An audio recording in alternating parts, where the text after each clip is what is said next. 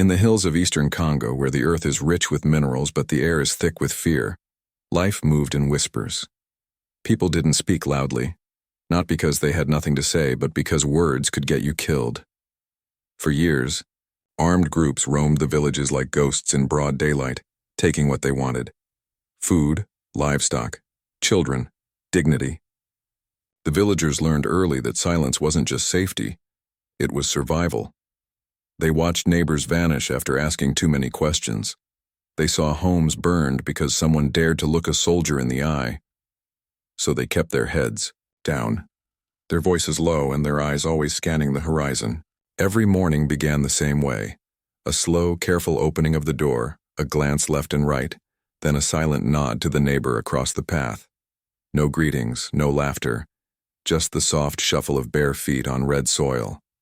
Women carried water from the stream in near total quiet, their eyes darting to the trees, ears tuned to the snap of a twig or the distant hum of a motorcycle. Children didn't play loudly. They invented games that needed no shouting: stone-tossing, quiet, hand-clapping rhythms, drawing maps in the dirt with sticks.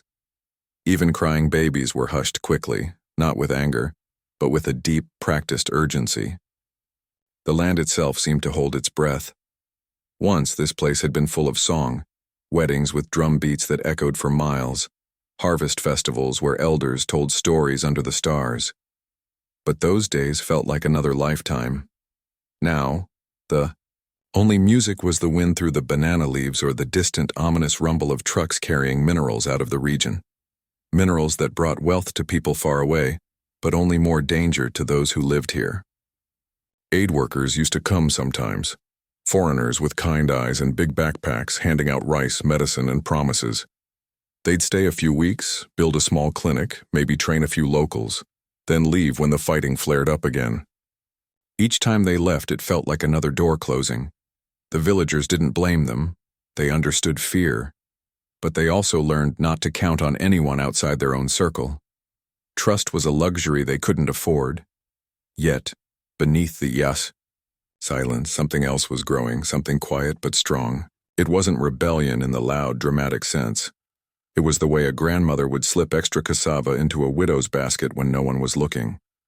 It was how two boys, no older than 10, would take turns watching the path while the other fetched firewood.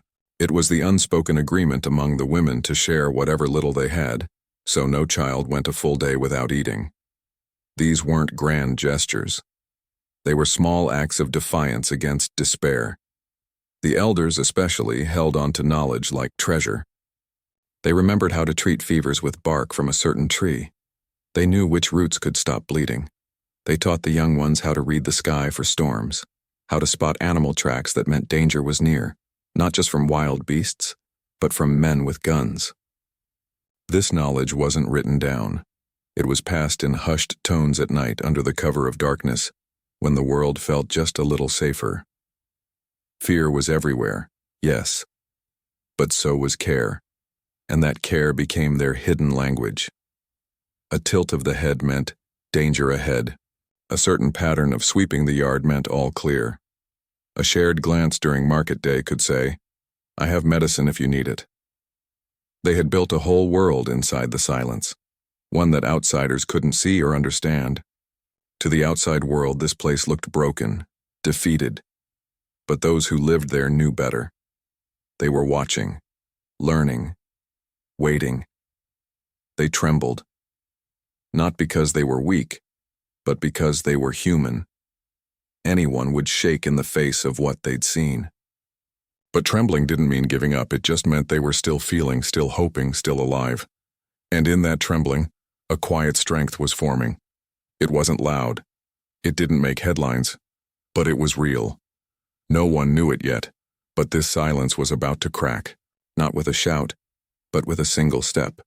Small, deliberate, and taken by someone who had lost everything but still refused to disappear. That step wouldn't happen today, maybe not even this month. But the ground was already shifting beneath their feet. The Deathworlders, the ones who lived in a place where death always seemed one breath away, were starting to move. Not backward in fear, but forward into something new. For now, though, they waited. They listened. They survived. And in the outside, quiet, they prepared, without even knowing it, for the day they would finally take that one step ahead. The attack came just after dawn, when the mist still clung to the hills like a ghost unwilling to leave. No warning, no shouting, just the sudden crack of gunfire, the screams of goats scattering, and the heavy thud of boots on packed earth. By the time the smoke cleared, the small clinic at the edge of the village was gone, burned to the ground, its walls collapsed like broken ribs. Inside, 3 women who had spent their lives helping others bring life into the world lay still beneath the ashes. They'd been midwives, healers, mothers themselves. Now they were gone. In the days that followed, grief hung heavier than the humid air. But grief wasn't the only thing growing. A sickness began to spread, fast, cruel, and silent at first. People started doubling over with stomach cramps. Children cried from thirst but couldn't keep water down. Adults grew weak, their skin turning pale as clay. It was cholera, though no one called it that. They just knew it was the kind of sickness that came after the water turned bad and the dead weren't buried right. And this time there was no clinic, no nurses, no medicine. The usual aid groups didn't come. A radio message from a trader in the nearest town said the roads were too dangerous, that armed patrols had blocked the main path. Too risky, they said. Maybe next month. But next month would be too late. People were already dying. That's when something shifted, not with a speech or a plan, but with a single pot of boiling water. A young woman, whose whole family had been taken in a raid 2 years before, remembered something her grandmother used to do. When the river flooded and the well water turned muddy, the old woman would boil leaves from the neem tree, mix in ash from clean wood, and let it sit overnight. It won't taste good, she'd say, but it'll keep your belly quiet. At the time, it sounded like old wives' talk. Now it sounded like hope. She gathered a few others, 2 elders who still remembered plant remedies, a former schoolteacher who could read basic health pamphlets left behind by aid workers, and a teenage boy who knew where the cleanest springs were hidden in the hills. They worked quietly, not wanting to draw attention. In a corner of a half-ruined hut, they set up a station, clay pots for boiling, bundles of dried herbs hanging from the roof, strips of clean cloth torn from old clothes. At first, people were skeptical. What can leaves do against death? Someone muttered. But when a child who hadn't kept food down for 2 days took a few sips of the bitter tea and held it, then slept through the night without crying, word spread fast. Not loudly, just a nod here, a whispered thanks there. Soon people started lining up before sunrise, bowls in hand, eyes full of quiet desperation. The group didn't call themselves doctors. They didn't wear white coats or carry fancy tools. But they kept notes, scratched onto scraps of paper tied with string. They tracked what worked. Boiled water with a pinch of salt and sugar helped more than herbs alone. Certain roots eased fever. Keeping the sick separate from the healthy slowed the spread. They weren't inventing anything new. They were piecing together wisdom that had been passed down for generations, then nearly lost in the noise of war and outside promises. What made it different this time was how they shared it. Instead of hoarding knowledge, they taught others. A mother learned how to make the rehydration drink. A boy memorized which plants to pick after rain. An older man showed how to dig a latrine far from the water source. It wasn't charity, it was teamwork born from necessity. And then came the real breakthrough. One evening, as they sat around a low fire, the school teacher pulled out a tattered notebook. "If we write this down," he said, "not just for us, but so others can use it too, maybe this won't happen again." So they began creating simple instructions, drawings of plants, steps for boiling water, signs of danger to watch for. They used charcoal, old packaging, even the backs of expired medicine boxes. It wasn't pretty, but it was clear. A runner from a nearby village arrived a week later, not with a plea but with an offering, a sack of dried beans, a bundle of clean rags, and a question, "Can you show us how to do what you're doing?" That's when they realized they weren't just saving their own. They were becoming a lifeline. No one declared a movement. No banners were raised. But something powerful was happening in the quiet corners of broken homes. People were choosing to act instead of waiting. They weren't waiting for soldiers to stop. They weren't waiting for foreigners to return. They were using what they had, hands, memory, courage, and turning it into protection. The young woman who started it all never asked to lead.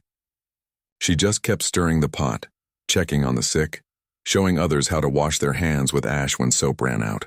She cried sometimes alone when no one could see, but by morning she was back, steady, focused, moving like someone who had decided that silence wasn't enough anymore. This wasn't about revenge. It wasn't even about fixing everything at once. It was about one life at a time, one bowl of clean water, one child who kept breathing through the night, one village that refused to let sickness finish what violence had started, and in that refusal something new began to grow, not just in bodies but in spirit. The fear was still there, yes, but now it shared space with something else, purpose, a quiet, stubborn belief that even in a place where death walked freely, life could still find a way forward. They didn't have weapons.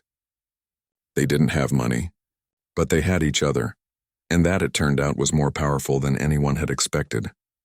The Deathworlders weren't just surviving anymore. They were learning how to heal. And healing, they would soon discover, was its own kind of revolution. Things were starting to change, not in a loud way, but like the slow turn of seasons. The village wasn't just surviving sickness anymore. It was getting stronger. People walked with their heads a little higher. Children played again, not wildly, but with a kind of cautious joy that hadn't been seen in years. The small group that had started mixing herbs and boiling water had grown. More hands meant more eyes, more ideas, more protection. But peace, even the fragile kind they'd built, never lasts long in a place like this. Word got out, quietly as everything did, that the armed group controlling the nearby road had noticed. They saw smoke from extra cooking fires. They heard rumors of people walking farther than usual to trade clean water for salt or cloth. And when people stop looking desperate, it makes those in power nervous. So one evening, 3 men on motorbikes rolled into the edge of the village, guns slung over their shoulders like tools. They didn't shout. They didn't fire shots. They just stood there watching, then demanded tax for protection. A word everyone knew meant theft with a threat behind it. The old fear came rushing back. Stomachs tightened. Eyes dropped. But this time something was different. The villagers didn't panic. They didn't argue. They just nodded slowly, as if agreeing, and said they'd gather what they could by morning. What the armed men didn't know was that while they were talking, a boy no older than 8 was already running barefoot through the back paths, tapping a specific rhythm on a hollow log as he passed each hut. That rhythm meant, "They're here. Be ready." By the time the sun rose, the village looked calm, almost too calm. Goats wandered freely.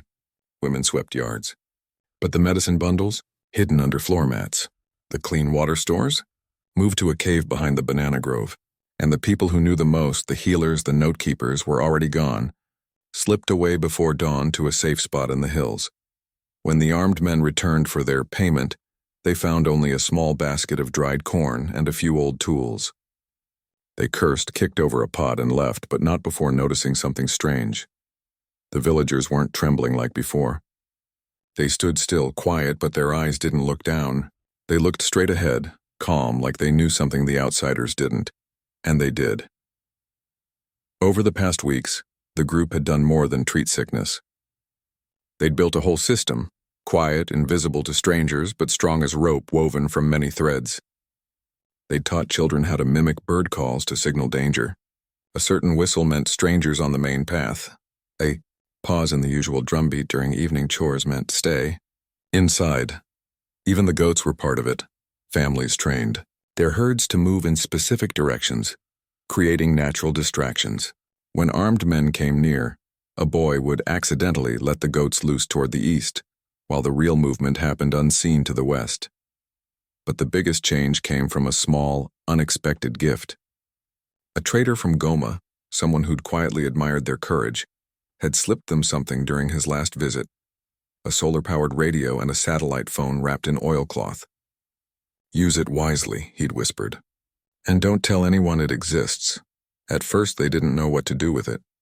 But the schoolteacher remembered a number scribbled on an old aid poster: a UN monitoring team that tracked violence against civilians. One night, under a blanket to muffle sound, they made a call. Not to ask for help. Not to beg. Just to report. 3 armed men on motorbikes, black jackets, came to our village on the 12th. Took nothing, but threatened. They're using the old logging road near the river bend. It wasn't a cry for rescue. It was information, clear, calm, precise. And it worked. A week later, a different kind of vehicle passed through the area. UN observers checking the route. The armed group, confused and suddenly exposed, pulled back. They didn't like being watched. That phone became their secret weapon, not for calling for help, but for speaking truth into places where lies usually ruled. They reported burned fields, stolen livestock, blocked paths, not with emotion, but with facts, dates, directions, descriptions. And slowly, those reports started to matter. Aid convoys began rerouting to safer paths. Other villages, hearing whispers of this quiet resistance, started sending their own messages through trusted runners. The most surprising shift came from within. Some of the young men who'd once been forced to carry guns for the militias began slipping away at night. They'd show up at the edge of the village, thin and hollow-eyed, asking only for clean water and a place to sit. No one welcomed them with open arms, but no one turned them away either. They were given chores, chopping wood, digging trenches for clean water runoff, guarding the herb garden. No questions asked. Over time, some stayed. They didn't talk about what they'd done, but they worked harder than anyone, as if trying to wash something off their hands. The village didn't forgive easily, but it understood pain, and it knew that healing wasn't just for the sick, it was for the lost too. All of this happened without speeches, without flags, without anyone claiming to be a leader. It was just people choosing every day to look out for each other a little more than fear told them to. They weren't fighting with bullets. They were fighting with awareness, with memory, with the simple act of paying attention. And that made them dangerous.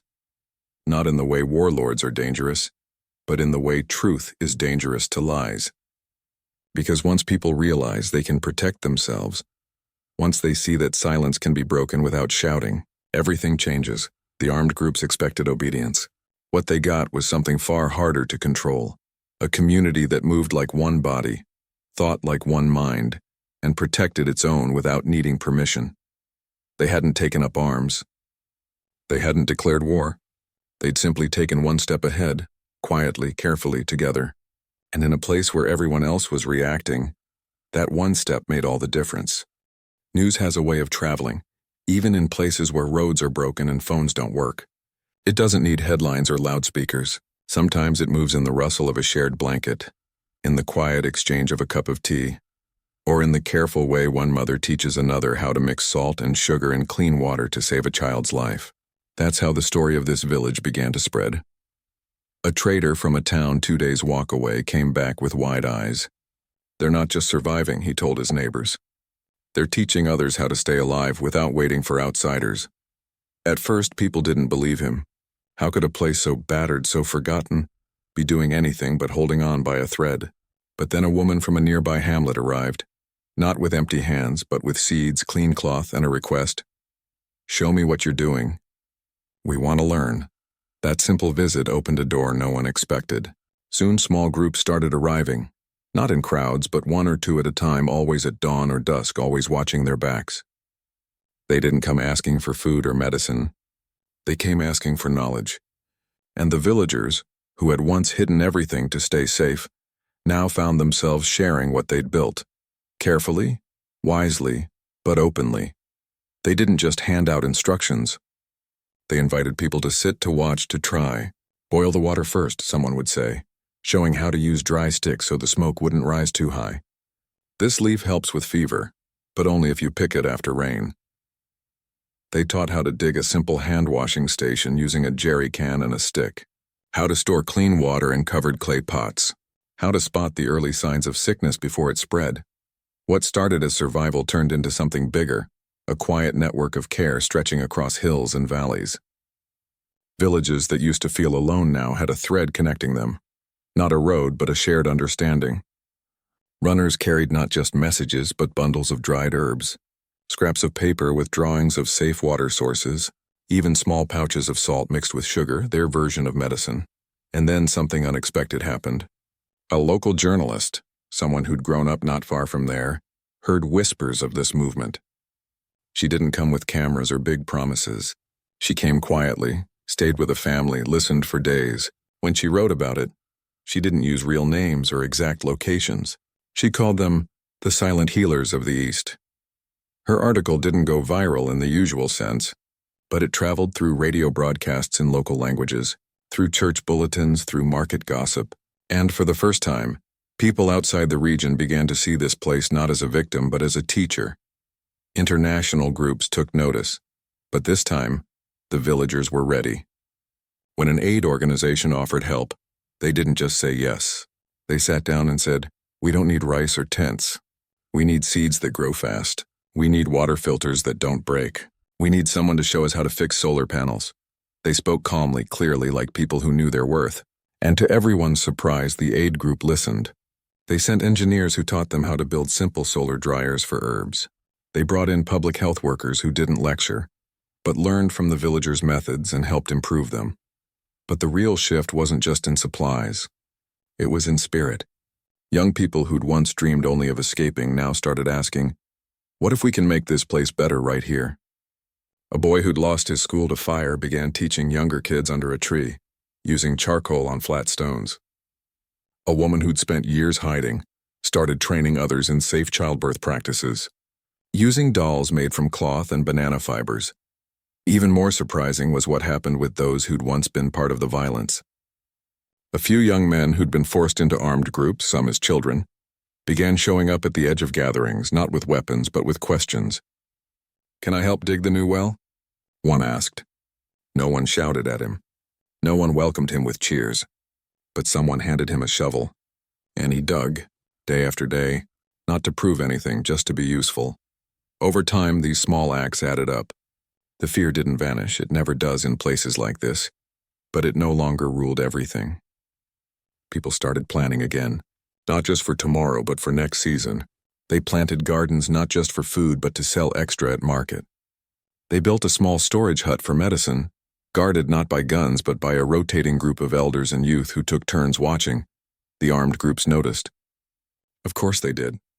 But this kind of resistance was harder to crush. You can burn a building, but how do you burn knowledge? You can steal food, but how do you steal the idea that clean water saves lives?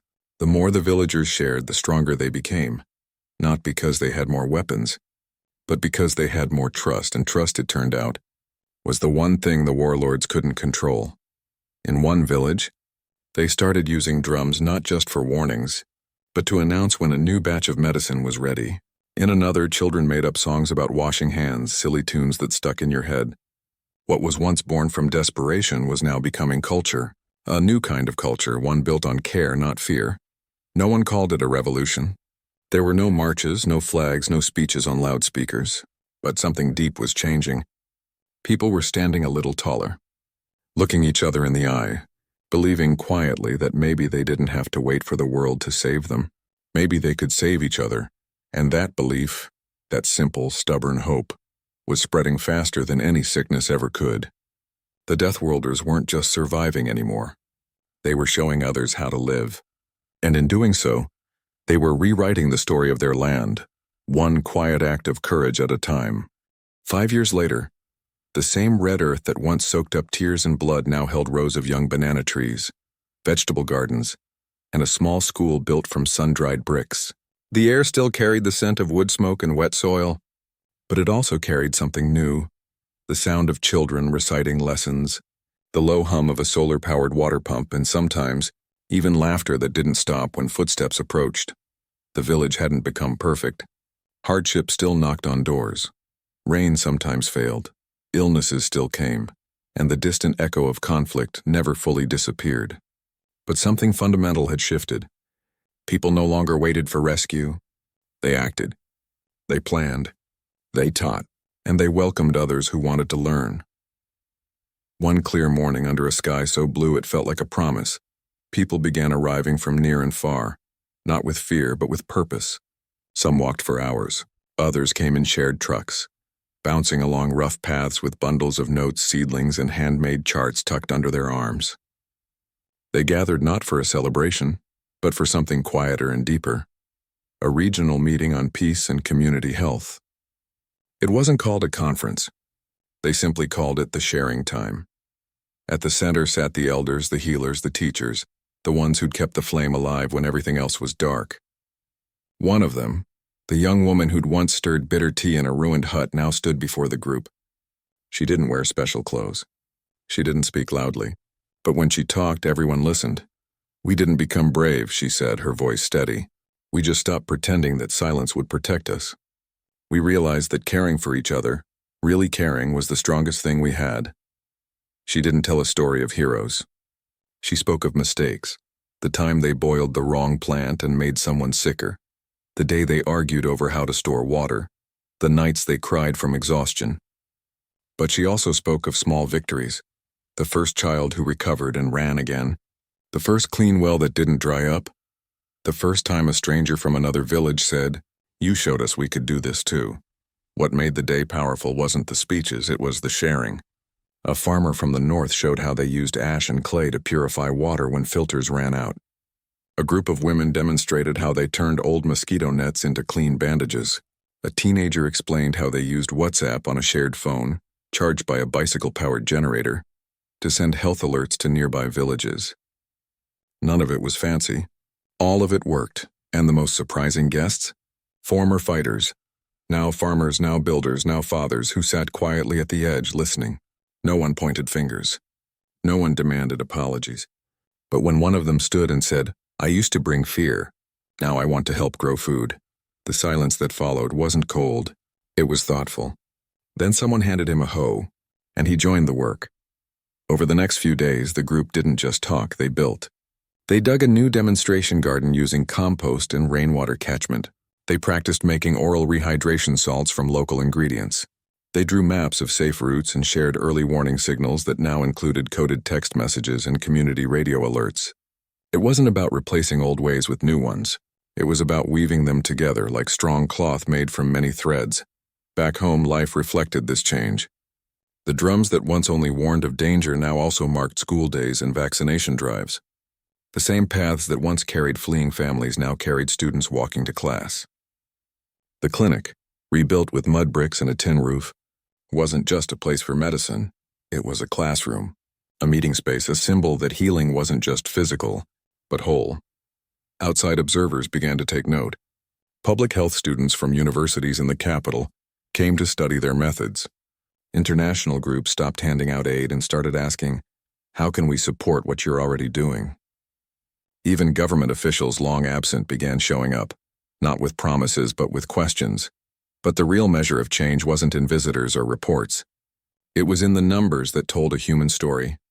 Child deaths from preventable illness had dropped by more than half. Fewer families fled at the sound of distant engines. More girls stayed in school. And for the first time in memory, young people were choosing to stay, to build, to believe. None of this happened because one person had a grand plan. It happened because many people chose every day to do one small thing right. To share a pot of clean water, to teach a neighbor how to read a symptom, to trust that kindness could be stronger than fear. The world still called places like this conflict zones or high-risk areas. But the people who lived there knew better. They weren't just surviving a death world. They were remaking it step by quiet step into a place where life could take root again. And the most beautiful part? They weren't keeping it to themselves. They knew that real safety doesn't come from walls or weapons, but from connection, so they kept sharing, kept teaching, kept walking forward, not with loud fanfare, but with steady feet and open hands. They had trembled once. They had been silent. But when the moment came, they took that one step ahead, not away from danger, but toward each other. And in doing so, they proved that even in the hardest places on Earth, hope isn't a dream, it's a choice. And it's made every day, by ordinary people who refuse to let darkness have the final word.